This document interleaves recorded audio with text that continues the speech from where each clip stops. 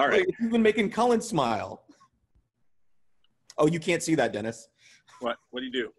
He's smiling. He's shaking his head. He's trying not to smile. I can see it cracking through, though. There it is. Oh, there's the smile. That's my boy. All right, Cullen, Okay. count us down. Are you ready? Is there some intro music? Well, No intro music? We have something that gets added somewhere. I don't know.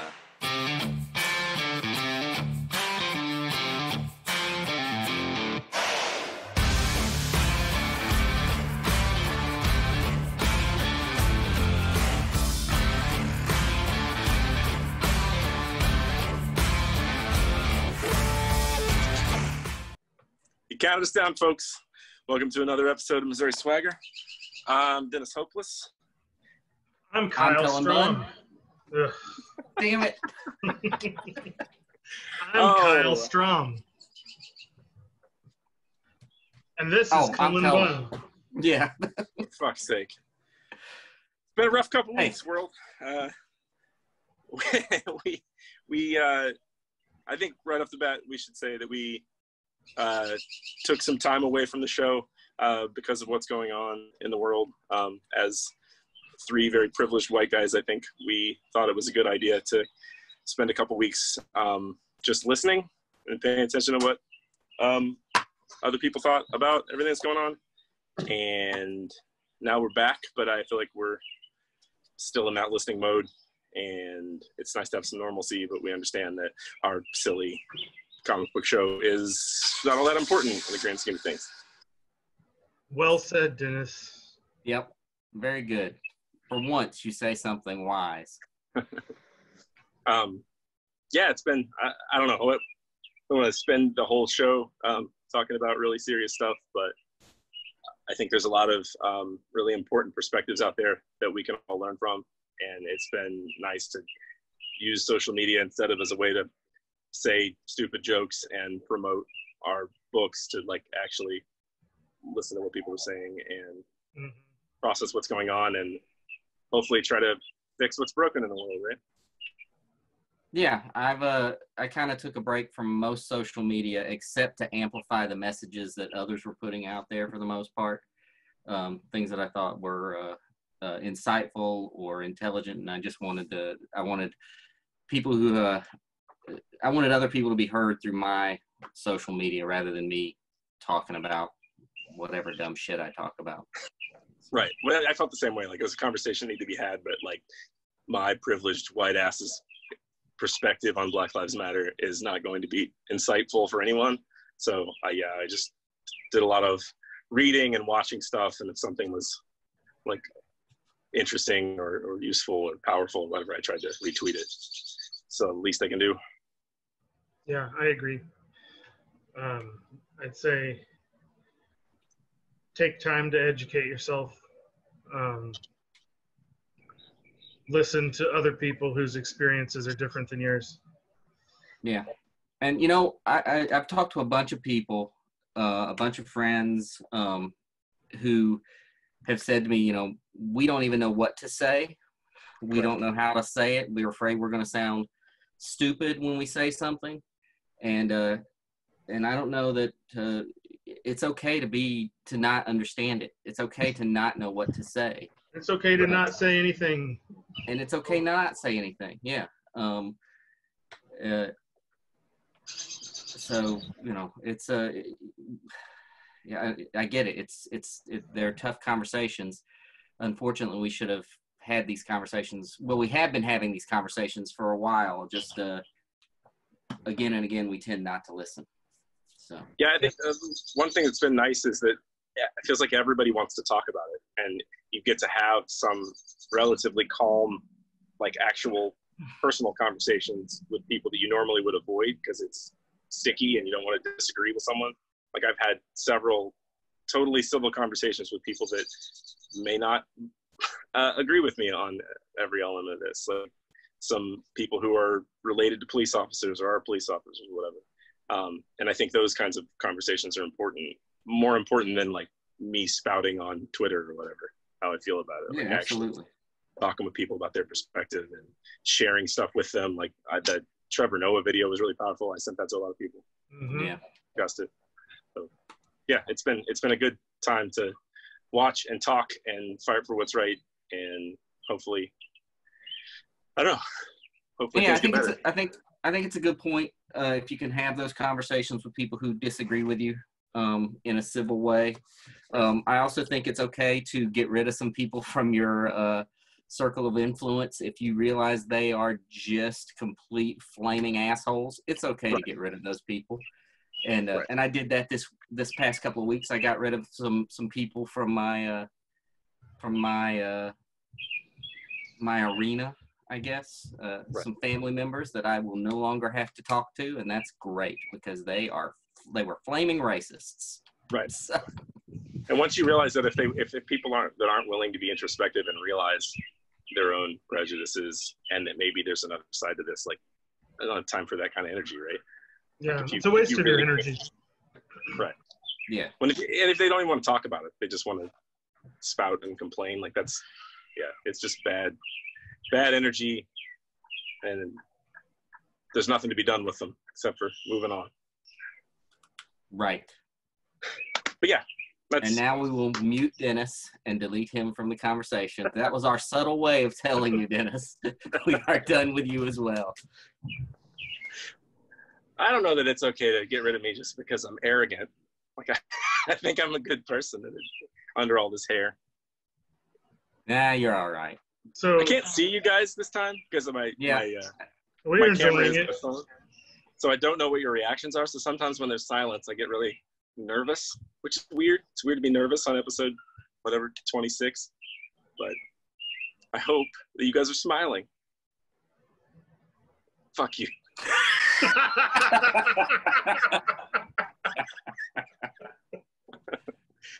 So on to happier things, on to the stuff we can talk about. Well, I was just gonna say, that reminded me of something though. Not long ago I was on a call with an editor, and it was me and another creator, and we were talking to a editor / publisher about a book we wanted to do, and we were super excited about it, and we pitched it to him, and then it was just dead silence after. And I mean, it went on for a good 15 seconds. So we just started talking some more about the project and how we loved it and what we thought could happen, and it was still another 15 seconds of silence. And then we got really nervous. And then we realized I had accidentally hit the mute button, and he wasn't hearing anything that we were saying. So he was sitting there listening to silence, wondering if we were going to come back. You had to re-pitch it after being awkward and uncomfortable for 30 seconds? Yeah, and I could not rechannel that energy. The reason I can't eat anything because of my weird cholesterol condition, I found that out when my kids were one. I had been freelance, so I never went to the doctor to get a physical since like college, and I hadn't had blood tests in years and years. But because I had little kids, I'm like, okay, I got to get insurance, got to go to the doctor. I got my blood work back, and normally they take your blood work, they maybe tell you to lose a few pounds, and then you go on with your life. But this time, like 2 days after I got it, the nurse called and said, we're going to be sending your blood work through the portal so you can take a look at it, but I need to schedule a follow-up because the doctor has some serious concerns about what we found. And I'm like, concerns about what? And then the call disconnected, and the hospital's phone lines went down, so I couldn't call back. So for about 45 minutes, I thought I had cancer because the nurse said scary shit and then went away. It was terrible. And then, yeah, she called back and said I had high cholesterol, so it wasn't that bad. But those ill-timed phone cutoffs are pretty fucked up sometimes. So you're wearing a Clownvis shirt. Did you know that Clownvis does 2 times a week? Clownvis does a live stream on Instagram. I did not know that, but I'm now going to be watching Clownvis 2 times a week. Clownvis is one of my favorite accidental good times that ever happened. He was like, we just saw an ad in the pitch for Clownvis, the Elvis impersonating clown, at some bar, and we were like, well, we have to see what that is. So we wander in, and I feel like they had someone outside saying like, your first drink is free if you come in, because like no one had bought tickets for the thing. And so this bar was packed full of just drunk people that were wandering around Power and Light. at the time, and one of them was a man that was terrified of clowns. So he was like, they had to push him to his seat, and he didn't want to go in. And Clownvis proceeded to tell the worst jokes and sing the worst songs and do the corniest shit. And I loved it. It was like watching a Tim and Eric episode live, but everybody else in the room was confused and angry and like felt like they needed to leave, but they wanted to be polite because they're Kansas City people. So at one point, Clownvis sings a 3-minute rendition of the Never Ending Story theme. And that's the joke, because it's just never ending story for 3 minutes. Well, dead silence and then me falling out of my chair laughing. So I love Clownvis the most. Well, you'll like his stream. He's got a lot of weird shit around his house. That he does. He was apparently on one of those, the daytime courtroom shows where like people come in with their petty grievances and a celebrity judge talks to him, because he showed up drunk to like a children's birthday party he was supposed to work at. And so Clownvis, out of makeup, is on there defending himself. Oh, he was out of makeup? That's not fun. Yeah. I was about to say it was before he was famous, but he's not really famous. Like, he's famous to me. It was before I was aware he existed. And one of the things he did at his show was show he's clown famous. I guess so. He was on an episode of America's Got Talent, or one of those talent shows, but he pretty much immediately got like X'd out and pulled off the stage. And he shows that the clip of that and how badly they roasted him on his show. Like, he'll just like put up a video clip of it. That's too bad. I would have voted for Clownvis. I would have given him the golden buzzer. I think Clownvis is hilarious. Like, I genuinely think his shtick is really funny, but because of the room I was in when I saw him live, like, definitely the case that not everybody agrees. You can find him on Instagram at Clownvis Press. Clownvis. Yep. I feel like you're really pimping out Clownvis right now, Kyle. Do you have this is like the fourth time I've worn. Do you have some sort of inside angle with Clownvis that we need to know about? No, I just think he's funny. Well, this is the fourth time I've worn a Clownvis shirt on the show, so we've been like virally pimping him out the whole time. So we like Clownvis here in Missouri Swagger. Your Clownvis. So what else we got? Oh, I wanted to, while we're promoting things, one of my good friends from childhood, Tim McCoy, just started a podcast with some other guys from my high school called Black in the Middle. And it's the perspective of 3 Black professionals that grew up in super white Lee Summit, Missouri, and like their careers and what it's like to be Black in the middle or whatever. And you wouldn't think that I would be the audience for this show, but it's taught me a bunch of really interesting things about like goal setting and building a business. And then also their perspective, obviously, on what's been going on lately was really interesting. So if you want a good new podcast to check out, go find Black in the Middle. Awesome. We'll put it in the notes for the episode too, a link to it, and a link to Clownvis's Instagram, and a link to Anton's website. Anton, our producer, has a new website. And if you have any web design needs or writing needs or graphic design needs, you should check out his website, Anton Kromoff. Yeah. If you have a problem, if no one else can help, if you can find him, maybe you can hire Anton Kromoff. And you can find him because we just gave you his website address. And yeah, Anton is a miracle worker with so many different projects. I'm sure he has a list of services on there. You know, just with us talking, you're talking about design and web development and things like that. But if he listed everything that he has done for people and the kinds of services he could offer, it would be a very long scrolling list. So, and for anybody under 37, Cullen just made an A-Team reference. It was hilarious. And was that an A-Team reference? Won't have MIDI music playing behind it. So yesterday, I think, they revealed the PlayStation 5, and they revealed the new Spider-Man game, which is a Miles Morales game. Now, is it a full game or is it an expansion to the first one? Because something came out today saying it's just new an expansion. game. It's a sequel. No, it's a sequel. Oh, okay. Because I There's have some a misinformation out there, Dennis. And Dennis knows. Do you know why Dennis knows? I do know why Dennis knows. Let's talk, Dennis. Why would Dennis know? Why would he possibly know? Because Dennis is the writer of all the, is it the Gamerverse stuff for Marvel? Gamerverse, yeah. Yeah, so tell us about it, Dennis. I write the Spider-Man Gamerverse series, or series of series. And we've been working closely with games for 2 years now. And yeah, we've been anxiously awaiting this. Actually, the PlayStation 5 was supposed to be announced at one of the gaming conferences that got canceled because of COVID. And all of our plans for my side of things got frozen when Diamond closed down and when they didn't know when the gaming stuff was going to happen. So I don't know much about going forward because everything's been weird lately. But yeah, the Miles Morales Spider-Man sequel has been in the works forever, and their plans for the story are awesome. I can't wait to play it. Hopefully, comics get back up and running in a way that I get to write some stories in the world. But yeah, it looks sick. Like everything, I know what the storyline is and what the gameplay is going to be like, and I'm really excited about it.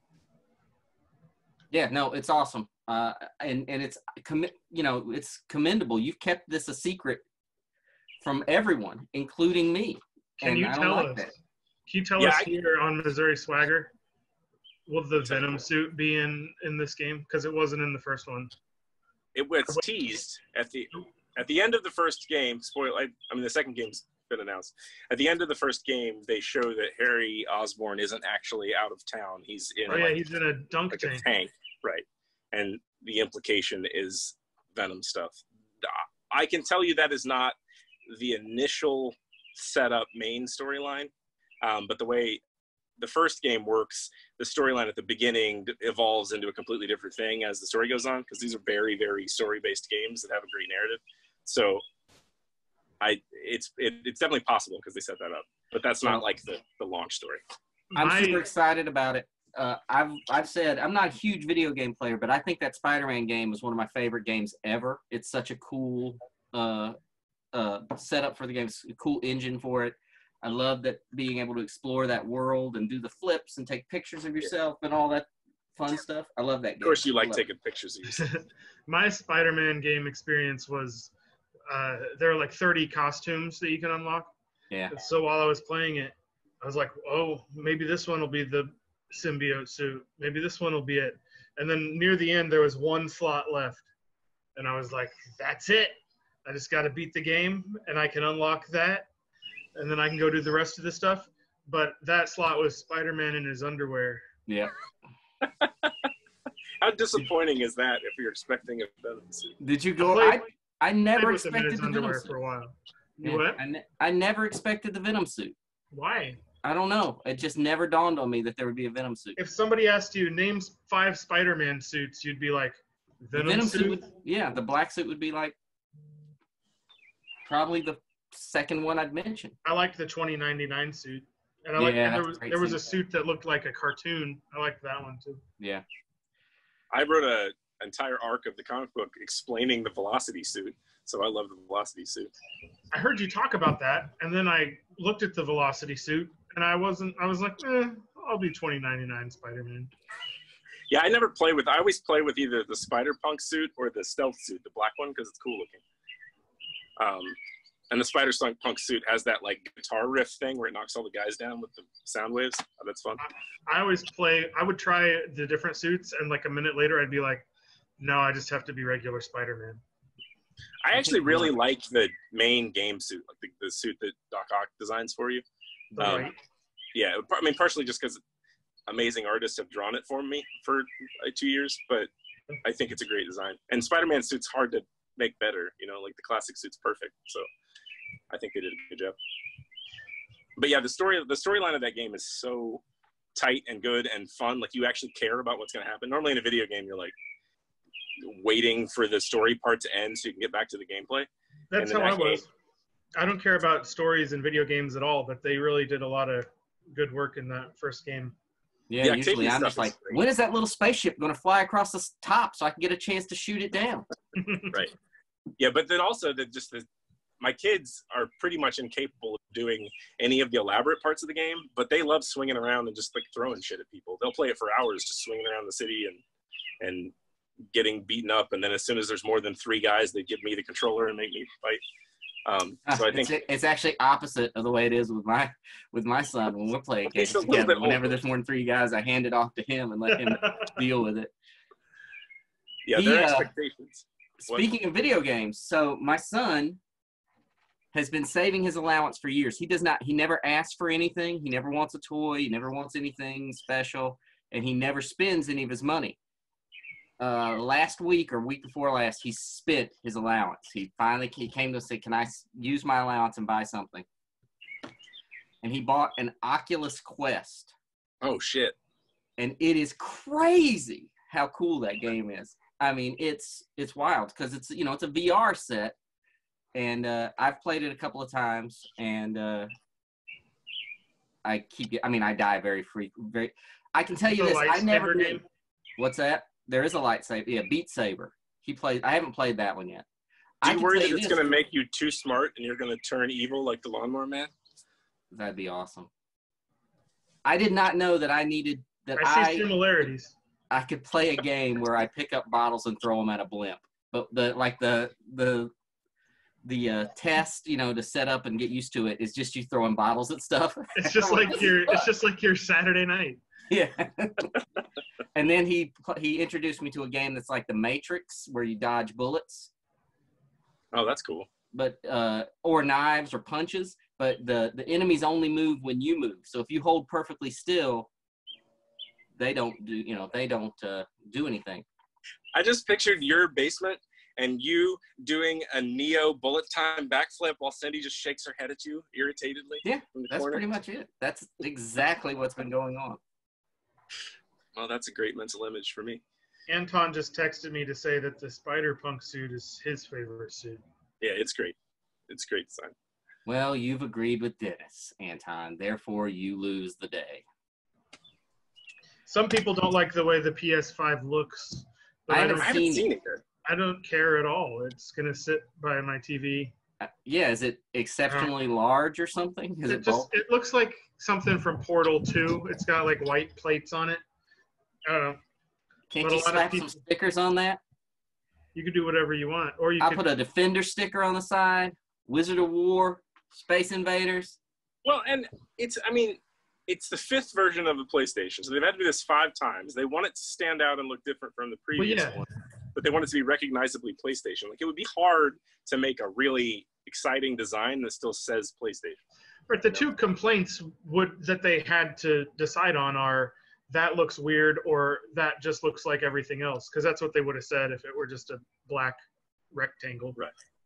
So I saw something that was like a transforming controller, but I feel like that was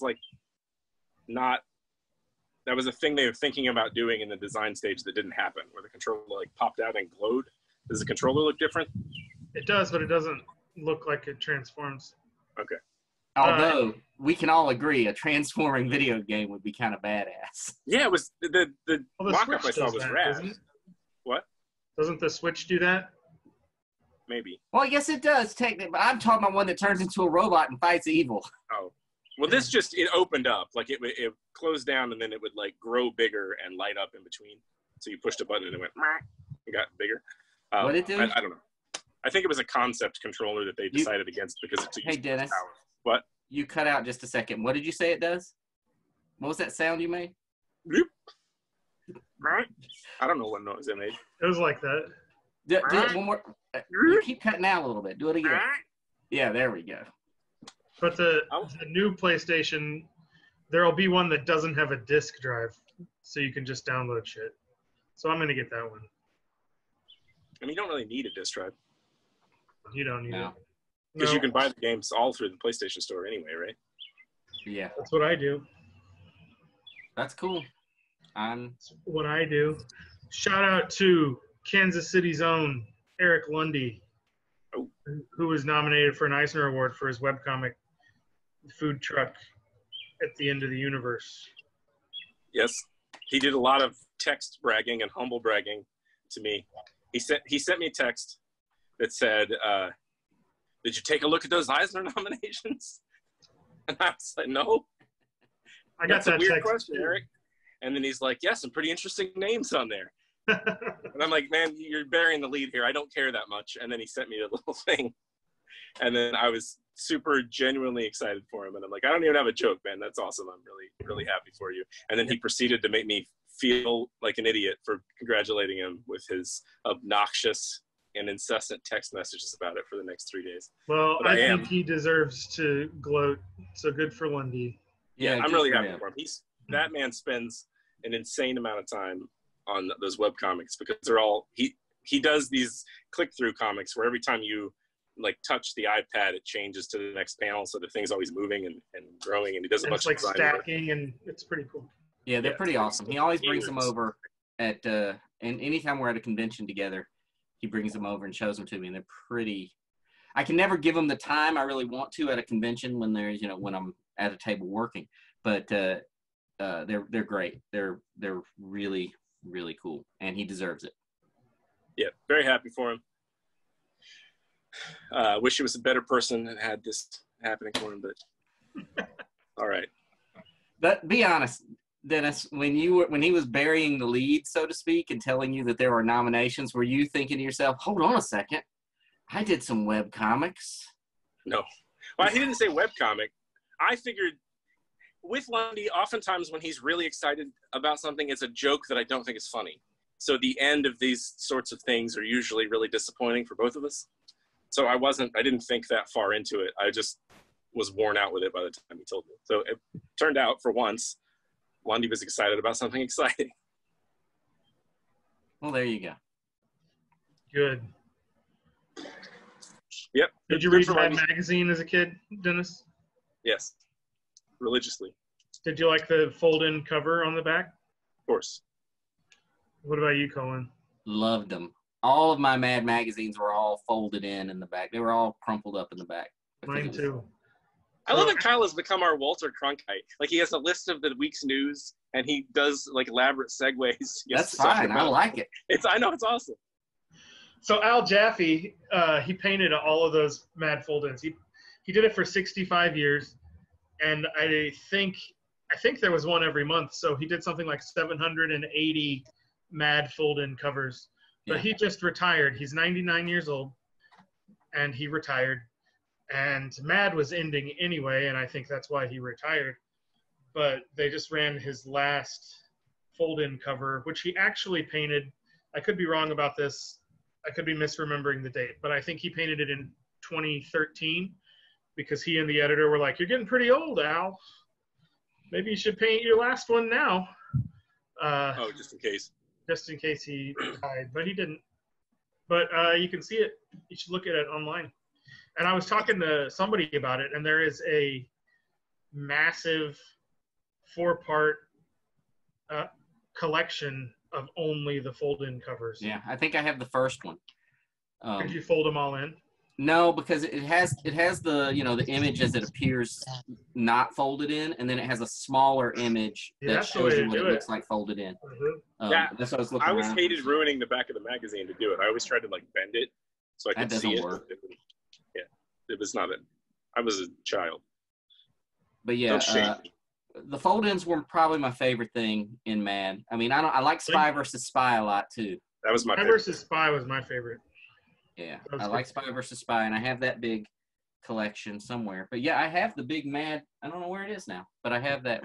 I thought there was only one volume, but that makes no sense being there's so many of them. Did Anthony Prohias pass away? Is that why he stopped doing Spy versus Spy? And somebody else started? Or did he just quit? I thought he passed away. Did the art style change? Oh, yeah. Somebody knew. Yeah. It's like all pencil shaded. And that guy's at New York Comic Con every year. The guy who does it now. You go tell him he's not as good? No. There has been talk of a Spy versus Spy movie for a long time. They made one. They made a live action Spy versus What? Spy. I thought it was never made. It was in the 60s. Oh, no. This is like, there's been talk, like a recent talk of like within the last few years, I guess. Unless it needs to be computer generated. Who cares? Well, it needs to be like Tom and Jerry. Beak-like noses. I want them to have the beaks. I don't want it to be, Yeah. When they can't talk, it would have to be like Tom and Jerry or like the beginning of Wall-E. Like, just the sound Tom effects. and Jerry movie, at the beginning of that movie, they realize that they could talk the whole time, and they have weird voices. It's fucking terrible. No, that's all. You're like, you can talk? Yeah, you can talk? And then you turn it off. So I don't know what happened after that. My kids watch this show called, it's like Harry and Bunny or something. And it is a magic rabbit and a child magician in a magic school. But it's Tom and Jerry. Like, they chase each other around trying to get this wand back. And they beat the shit out of each other and then cause a ruckus. And they don't talk. So it's weird because it looks like a show where, you know, like a kid would go to class and talk to the teachers. But it's all like, burp, burp, burp. And then... I'm sorry, Dennis, you cut out there. What did they say? You only get my sound effects once. But he didn't get it once. You cut out. I didn't get it once. Could you do it again for us? You can imagine what I did. I'm sure I'll make another noise. So well, that's a disappointment to me and our viewers. It is. It is apparently the case that whenever I am in a new environment, like around people that I am not comfortable with yet, I am very quiet because I like to read a room and read a situation. So especially with new jobs, I'm pretty quiet during the interview. I'm pretty quiet for the first few weeks. And as you know, eventually I'm not quiet at all. But apparently the first thing that I get comfortable enough to do is make my weird sound effects and growls and things. So when I worked at the sign shop, they thought I was like a really shy, quiet guy. And then after a week or two, they started to hear like and beeps and bloops at my desk because I would, like, when I would stretch or when I was trying to think of a design or something was frustrating, I'd make strange sound effects. So they thought I was insane until I started talking. You know, Kyle, I think maybe I finally cracked the case. Yeah, I was thinking the same thing. There's been a mystery unfolding in my neck of the woods for years now. And when I helped host CaveCon here in Springfield, Dennis and Kyle were both here at the show as guests. And there was one night that a friend of mine took my car because I had gone to a podcast recording where they were serving shots of Jameson nonstop. And I was in no condition to drive. But a friend of mine took my car to drive several people back to wherever they were staying. And afterwards he said, I don't know who it was, but somebody in the car kept making weird noises like boop, boop, boop, boop, boop, boop, boop, boop, boop. It was definitely me. But you have denied it. You've denied it until this very second. You've denied it. It got pinned on Buster Moody. It got pinned on Baltimore Rivas. It got pinned on Kyle. And now we realize where it is. Dennis was feeling a little uncomfortable. Wait, I do it on our D&D streams. Haven't you noticed that I'm the one that makes weird noises on D&D when I get bored? Oh, bored, huh? Well, that's nice to know. Well, no, it isn't. I don't make the noises when I'm uncomfortable. I make the noises sort of involuntarily when my mind wanders. But I'm quiet when I'm uncomfortable. Like, I don't talk as much when I'm uncomfortable. So that doesn't indicate that I was uncomfortable. It just indicates that I had a quiet moment in my brain, so I started making all noises. I know is I went around a convention asking Kyle, Baltimore, and Buster to make weird sounds while I recorded them so I could figure out who it was. Why didn't you ask me? You weren't at that show. I took the blame happily because I do that shit when I'm drunk. Well, I think it's Dennis. We put it on Dennis now. Yeah, it's Dennis. It was Dennis the whole time. Surprising. I mean, I guess it doesn't surprise me because I'm me, but it shouldn't surprise anyone. No. So sadly, about an hour before we started recording this podcast, it was announced that Denny ONeil has passed away. Yes. And Denny ONeil, if you don't know, was an editor and writer at DC Comics for many years. And when I started reading comics, I started with Batman around the time of Nightfall with Bane and Azrael. And that was all from the mind of Denny ONeil. I never met him. Did you guys meet him, either of you? I've met him. No, Did he pat you on the head? It was that kind of meeting. It was not like a long conversation or anything. But look, I've said it elsewhere. I don't use the term legend lightly, and he is absolutely a legend in comics. I mean, I remember reading those Green Lantern, Green Arrow books. I mean, that's when I was very little, I was reading those, and those were his. So, Well, and he yeah. probably had a hand in all that Neil Adams, like Raj Al Ghul stuff, right? Maybe, yeah, probably so. Sounds right. It's about the right time. Yeah. Mhm. So I didn't even realize he was involved with the Nightfall stuff. But look at that. I mean, Oh there's, yeah. Well, Azrael was his baby, and so he wrote Sword of Azrael, right. and then Nightfall happened, and then after that was all resolved, they launched an Azrael ongoing, and he wrote that for like 90 issues, and after he quit everything else, he was still writing that one. Azrael was a cool character too. I don't Imagine care a what anybody world says. where I you think he's get- awesome. Imagine a world where you get to make 90 issues of an Azrael comic. Well, there. There he is. Yep. Yeah, that comic wouldn't last. Oh, he has spring-loaded arm action. Mm-hmm. Yeah, I that can't comic would be see it. canceled very quickly today. It would probably last like 20 issues, right? 20. Tops. 20 would be a long run on a book like that. Yeah. Look, editors have told me you got 12 issues. That's pretty much as long as you're going to get anymore. So Yeah, my two longest series at Marvel, and it requires some creative math, were both 28 issues. Like that, those were super runs. Like Spider-Woman was super successful when we got 28 issues total, and Avengers Arena, if you count Undercover as well, was 28 issues, and those were like mega runs. So yeah, unless you're like Jason on Thor or something that's a super success and a huge title, you just don't get that kind of legs anymore. yeah. That's why Magneto turned into, basically I rolled my Magneto story into Uncanny X-Men, and then I rolled that into X-Men Blue so I could pretend I had a longer run on a comic. Also kept you from having to come up with a new plot. Well, you can kiss my ass with a new plot. You're just being efficient. All those books were very different, jackass. Speaking of our books, we talked before we got on about how I want to add a little bit of new structure to the show. So we're still going to do our delightful and charming bullshitting about whatever the topic is and the current events. But because of the events of the world and the virus and everything, comic conventions have shut down. And one of the things I love about this show is that it's like the bar conversations we get to have together when we're at shows together, but we do it over the internet and do it every week.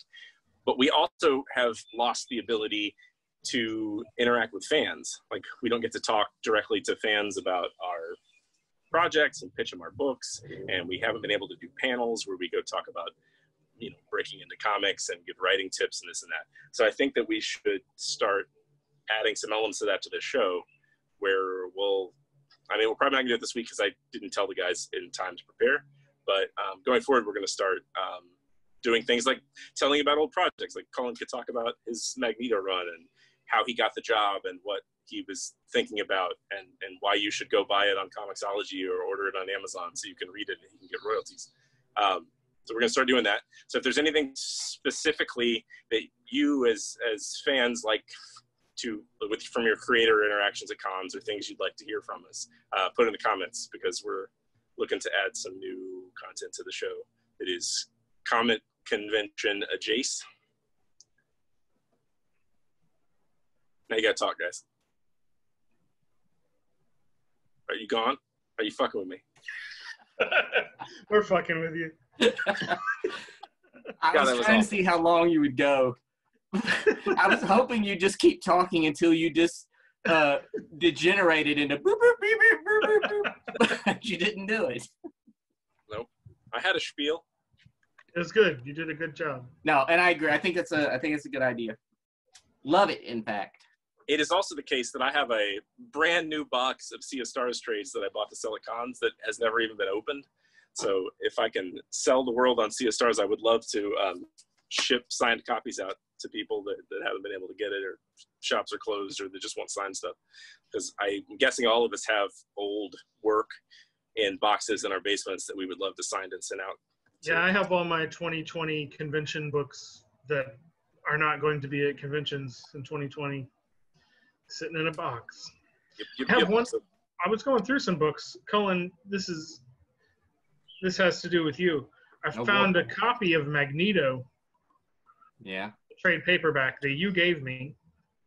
but the plastic had been cut away. A circle of plastic on the cover had been peeled away and cut off. Do you remember why that is? I do. Yeah, I do. So back in the day, I used to order all my books from the comic shop, my local comic shop. I'd order trades from them. They'd give me an okay discount, and I would use those. That'd be my stock for conventions. That's how I'd get my convention stock. It was the most efficient way for me to get it. But I ordered these when I was living in St. Louis, and the books came in, and it was the most disgusting thing. All of the copies of Magneto that I got, it was as if a bug, well, it wasn't as if, a bug had crawled under onto the cover, I guess, right before it got like laminated or whatever. It's not lamination, but whatever they do to seal it. So there were copies of this book that had, one of them had just this giant roach, was like sealed under the cover. But then his legs were so long they had gone into other copies of the book. So I think Kyle got the one that had the bug in it, and I cut him out before I gave it to him. Kyle would have preferred to have that bug in there. I think maybe I would have preferred. Well, it was disgusting. But yeah, and there were several copies, and I couldn't sell them, and I didn't notice them until I got them back home from the comic shop, and I was like, "Hey," and they're like, "What? Well, good luck with those." I was like, all right, but yeah. There were several of them that had bugs in them. I think I actually found them when I got to that convention. That was the first time I pulled them out of the box, and there were bugs stuck to the covers. That's bizarre. That's why they not gave just you stuck those. to the covers; they were underneath the laminate. So how many copies did it fuck up? 5 or 6, because its legs were. It might have been more than one bug, but legs were under some of the covers, and the bug's main body was under. Did anybody that you didn't know end up with a bug cover? No. Oh, that was big of you. No. What the hell are you? You think I'm gonna try to sell these, get rid of these as quick as I can before anyone notices a bug attached to it. Tower of commerce at a comic convention. I feel like you are. I would never do that. The You might worst. sell it for a discount. I think you'd charge more. Well, maybe. Now, if it had been something like Regression, which has a heavy bug theme, oh yeah, those books would have been super expensive, and it'd be like the special edition bug covers. It's like when Stan Lee put his blood in Kiss. Yeah. The worst I've ever done selling somebody a book was this past year in, it was either San Diego or I think it was New York, actually. I was at the Dark Horse booth signing books. And it was right before Manor Black came out, or right as the first, it was early on with Manor Black. And somebody brought a Deadpool book up to me to sign. And I was like, if you like Deadpool, you're going to love, I've been saying things like, if you like Harrow County, you're going to love Manor Black. If you like Six Gun, I think Manor Black will be up your alley. He had a Deadpool book. And I was like, if you like Deadpool, Manor Black, you're going to have to check it out. You're going to really like it. And the lady who was there representing Dark Horse looked over at me and gave me just like, but I went ahead and tried to sell him that Manor Black, saying Did he buy it? No, he took a free poster. He probably wrapped his Deadpool comic in it. Oh boy, you're so good at that. You're so good at selling books at cons, and I realize a big part of that is you don't wander away from your table or get drunk at 11 a.m. But I envy your ability to. I sometimes get drunk at 11 a.m. Well, I don't get drunk, but I will have a drink early on. I have a really hard time with I'm pretty good with the table interaction. Like I'm pretty good at this point of like pitching my books. And I like meeting fans. I like like interacting with people that like my stories or hate my stories or whatever. But I just don't have that much energy for it. Like it wears me all the way out to have to be on like that. So I tend to try to dull the pain by either going and talking to my friends for way too long or by drinking, which makes me bad at it. The drunker I get, the worse I am at what I'm supposed to be doing there. So I envy your ability to be on. I never touch the stuff at a con. You don't? You're a liar. I gave you a bottle of Jim Beam at the last convention we were at together. I told you it would keep us from getting sick, and guess what happened? We got sick. Real sick. But drunk Kyle is just a little bit louder and a little bit smilier. Like, I become a complete clown relative to how I normally am after like a drink and a half. That's true. I feel like I used to be really shy about selling my books, and now I've done it thousands of times. I've pitched my books thousands of times to people. Right. I don't even worry about it at all. And I used to feel bad about, like, if I put it in their hand and they don't want it and they don't know how to put it down. I used to feel bad about that. But now I don't. Not anymore. You worked hard for this. Well, also, you believe in your work. It's not like you're trying to sell them something somebody else made that you think sucks. So that's the hardest thing is there's a period of time after you create something where you feel like you've gotten better and that's no longer representative, where it's very difficult to sell that thing. And eventually you get to a place where you're so far removed from it that it's like, oh, look at all of the youthful energy I had when I made Gearhead.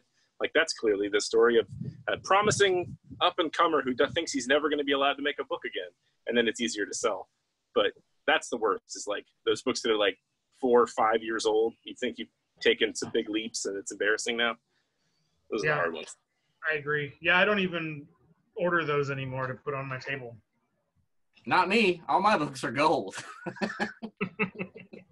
Yeah, I've got like 200 copies of Gearhead in my basement, and I always bring them to shows, and that is always the thing that doesn't get set out, which is weird. It's not like the book is any different than it was when I sold dozens of them at every show and was super proud of it.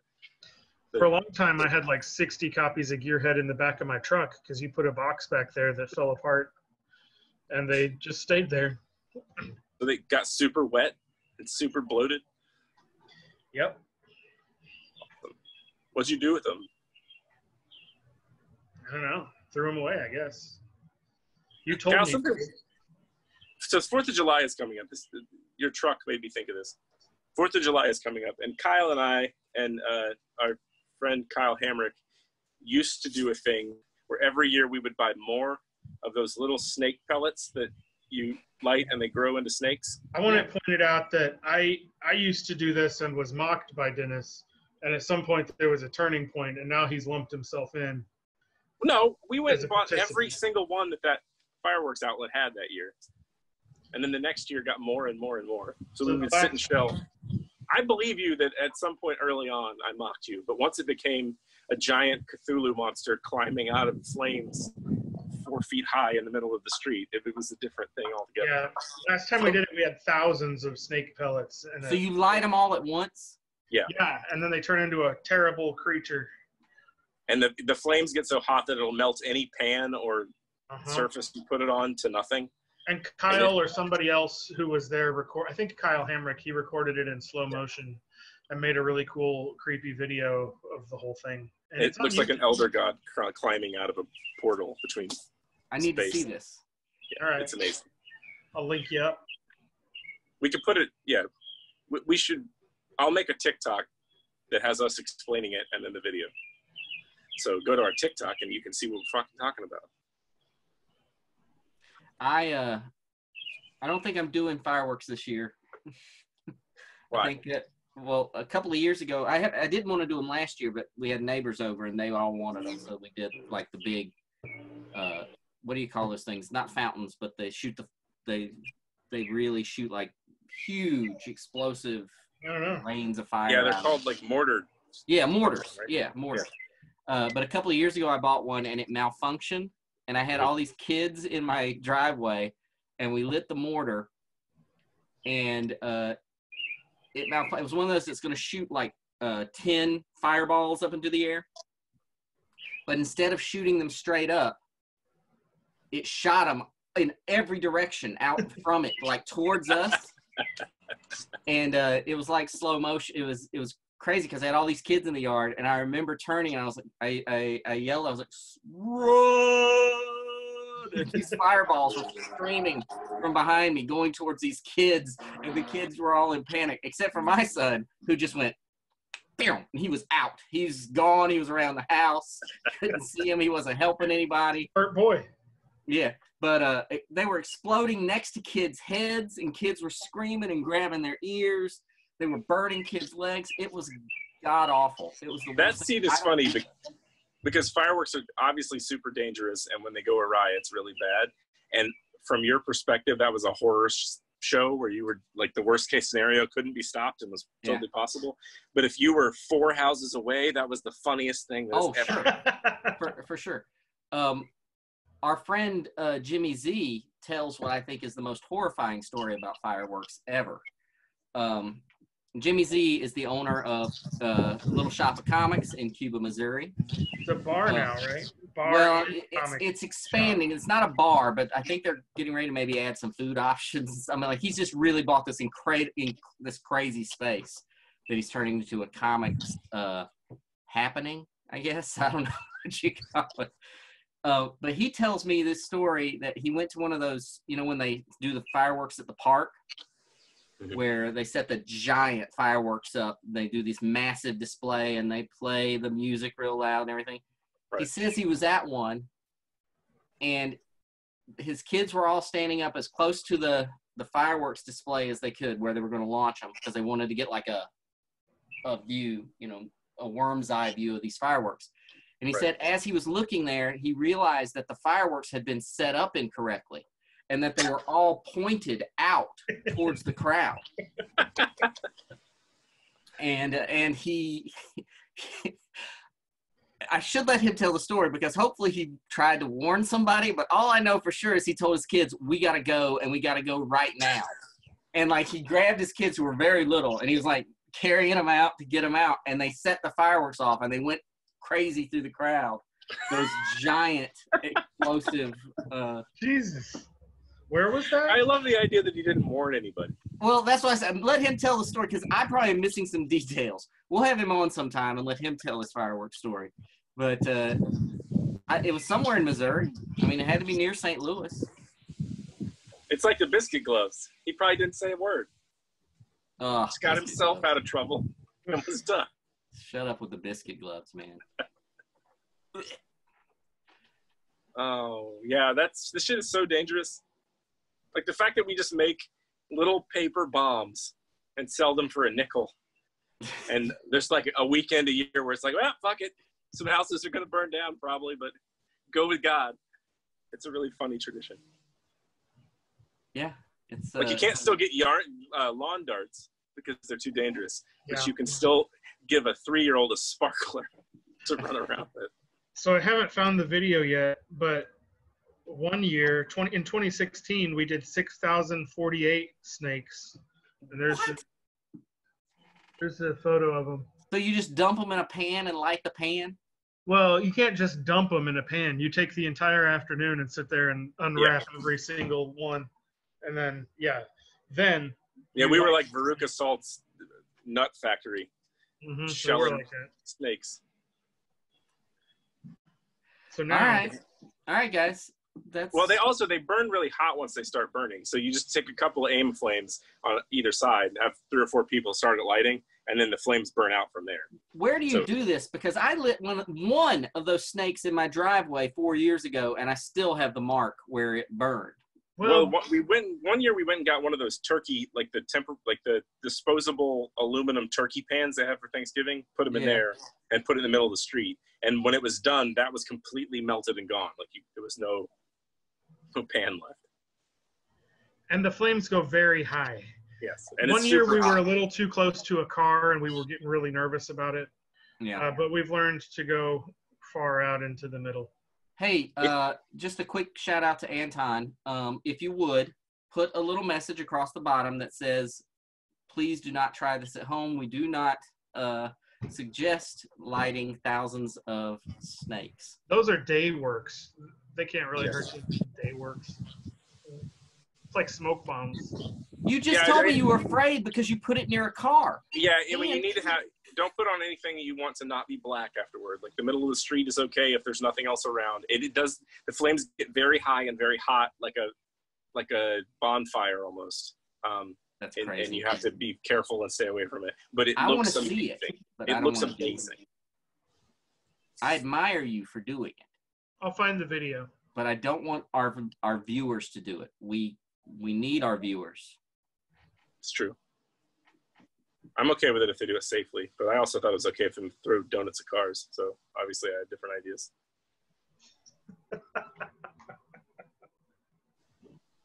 I don't know what Cullen's facial expression is. It's weird doing the show not being amused by your facial expressions because I can't see them. So you seem like you're just like a happy man. Well, he was think so. happy. Then when he said that, he got a look of disgust. Now he's happy again. Now he looks kind of like a garbage pail kid. Garbage pail kid. What would my This one's gonna be. What would my garbage pail kid name be? Wait a minute. I don't know. I mean, your last name's Bunn. There's all sorts of stuff to be done. Oh, That's yeah. true. That's true. So, do we You'll want find to? out at some point what it is. Yep. You Does can put it somebody in want the to try and comments. pitch? A, Does somebody want to try and pitch a book, or do you want to wait till next time so we can be prepared? you should do it. You should pitch Sea of Stars. Yeah, you were just talking about Yeah. Sea of Stars. Tell us about it. Well, Sea of Stars is I will do this one again because I want to be really prepared because it is my current ongoing Image title. It's the one creator-owned book that I've got going, and I'm really invested in it, so I want to make sure I do it right. But Sea of Stars is an interesting project because I'm co-writing it with Jason Aaron, but we are not co-writing it in the normal sense where we write the same scenes together. We create a general plot for the story together, and then we go and write our own scenes because I write the perspective of the father in the story and he writes the perspective of the son. So the story is about a space trucker and his young son who are out in space on a trucking run together because the mother and wife has died recently, and they get attacked by a giant space leviathan and get separated. And for reasons you have to learn by reading the book, the young son develops crazy space swimming powers where he basically becomes a space god and can fight cork sharks and talk to space animals and swim through space like it's a lake. So he goes off and has like a Finding Nemo-esque adventure where everything's exciting and fun. But the dad is still a normal human whose child seems to have been lost in space and who almost dies. And so from his perspective, it is a terrifying post-apocalyptic space nightmare. So the kid goes and interacts with things and it's fun and light and like children's booky. And then the dad goes and does the horror movie version of that, trying to get the kid back. So it's a combination of Finding Nemo and The Road in space. And we did 5 issues last year and then took a break because our artist moved across the country, and we'll be back, I believe, in the fall with issue 6. But it's a really fun book. It has massive tonal shifts between scenes, which I think is really fun. It's a thing I like. And it's equal parts me and Jason Aaron is one of my favorite writers. Stephen Green is a fantastic artist doing the book, and Rico Renzi colors the shit out of it. And it's the thing I'm doing right now that I'm the most proud of. And I got a big box of them in my closet, and I live less than a mile from Jason. So if you want to have a signed copy of one of our first trades, I can make that happen. Just let us know in the comments.